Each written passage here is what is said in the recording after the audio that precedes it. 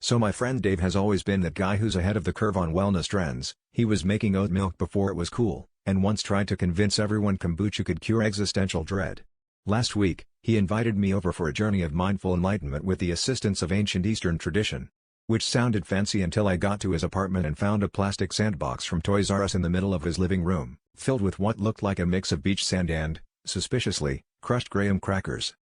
I asked if we were going to meditate in this, or maybe just build sandcastles and call it self-care. But Dave, in his most serene I read one article about Buddhism voice, said, "This is my Zen garden." But with a twist. That's when he pulled out a box labeled Dave's Special Action Figures. Out came Darth Maul, Spider-Man, and a surprisingly buff Pikachu. He began to carefully arrange them in the sand, explaining, "Each figure represents an aspect of my psyche. Darth Maul is my inner turmoil, Spider-Man my sense of responsibility, and Pikachu, well, that's just because I like him." I tried to play along, but Dave insisted we do a Darth Maul mindfulness session. He handed me a tiny plastic lightsaber and told me to rake the sand with intention. For the next 10 minutes, we sat cross-legged, humming what might have been the Imperial March as Dave guided us. Imagine your stress as a Jedi. Now, Darth Maul lit away.